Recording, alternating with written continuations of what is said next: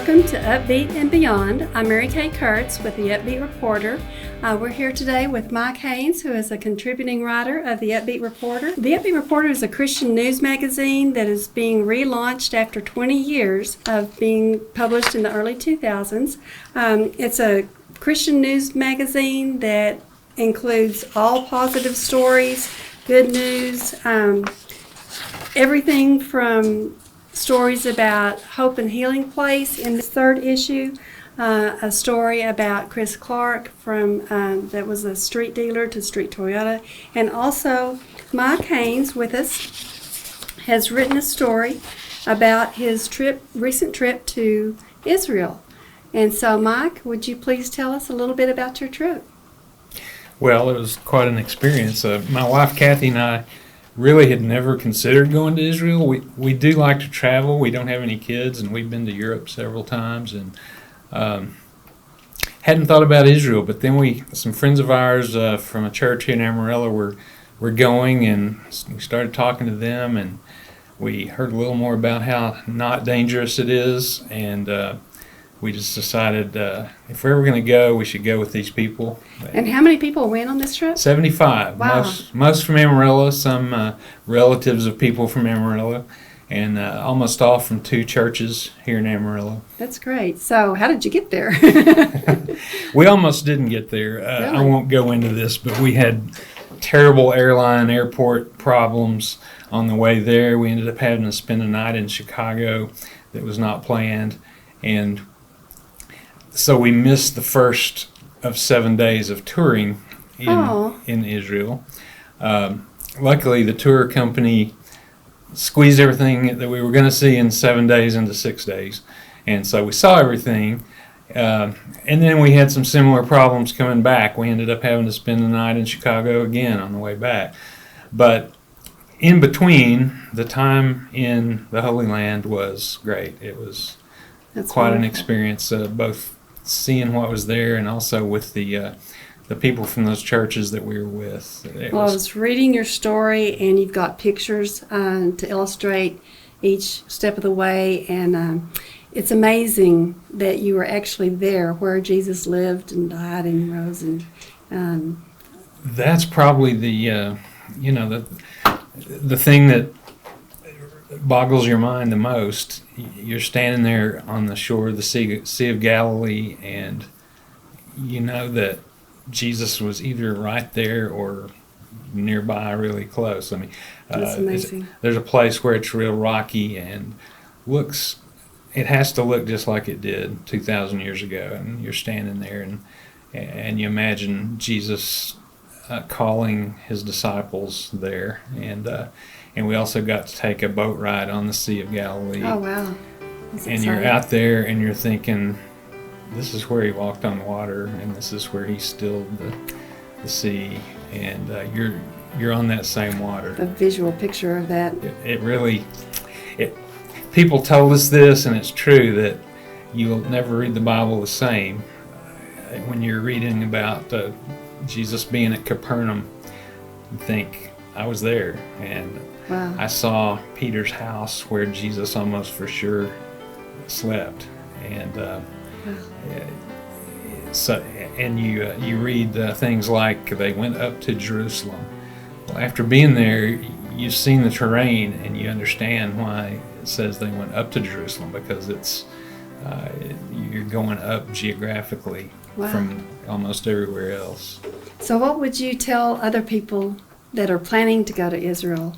What would you tell them to look forward to? When we went, it is a tourist thing. There are lots of tourists there, and everything that goes with tourism, people selling trinkets, stopping you on the street and saying, I'll sell you this bookmark for $1 or whatever. That's not everywhere, but tourism is one of Israel's biggest industries right now. So it is that, but you just can't escape the fact that this is the place. This is the Holy Land. Mm-hmm. It's about the size of the Texas Panhandle. I read that in your story. So that's amazing. You can drive. And how many people? In the In our group? In Israel, in the country. I'm not real sure. I know they said that there are 6 million Jews in Israel now. They've just passed the 6 million mark. Wow. And there's also some Palestinians, some Arabs. I'm not sure what the total population is, but the 6 million mark is kind of moving because that's the number of Jews who were killed in the Holocaust. And Wow. our tour guide mentioned that, and that we've passed that 6 million mark. But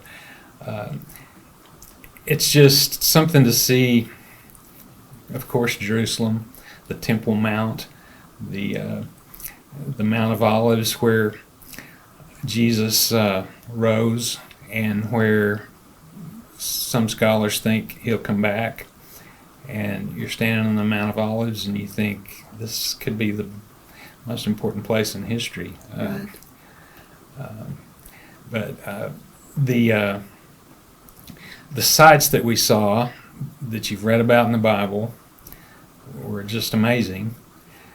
And then, like I said, the people we went with, it was really cool that all 75 of us were members of churches here in Amarillo, and we all know the Bible, at least to some extent. And every That's great. site that we went to, it was a moving thing for us. That's wonderful. Well, thank you so much for sharing your story with us. And you're going to be writing other stories for the Upbeat Reporter I hope so. in the future, too. Yeah. So I'm excited about that because tell us what you do now, too. You're also a writer for the Amarillo Globe News in the faith section. I've written a column for the Globe News since 1997, and so I do that. I do a little other freelance writing. I'm a member of the International Society of Bible Collectors, Really? and I just wrote a story for their journal Cool. about a Bible museum that my wife and I visited. Cool. And And then you wrote for the Upbeat Reporter 20 I years did ago. in the first edition, the first iteration of the Upbeat Reporter. One of the highlights of my writing career was getting to interview Franklin Graham. I had an interview with him. I remember that issue. In Upbeat Reporter. Did one about. I went to the Franklin Graham. It was out at the Dick Bivens. It was Dick Bivens Stadium. It was just Stadium. before he came here when I interviewed him, and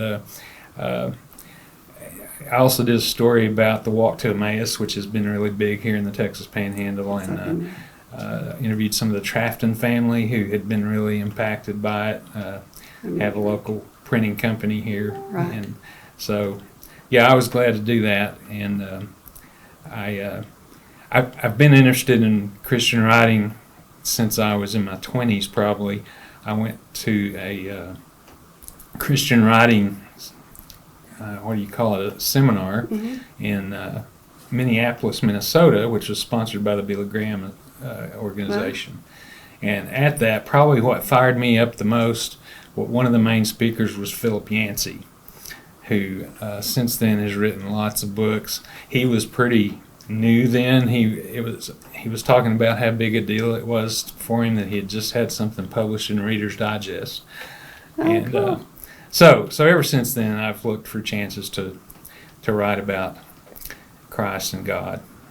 That's wonderful to be able to use your talent for proclaiming God's glory. So it's a blessing. It is. We'll look for Mike Haynes in the August issue of the Upbeat Reporter, along with some other stories that are good news, talking about great things happening in Amarillo. So thank you very much for joining us on Upbeat and Beyond.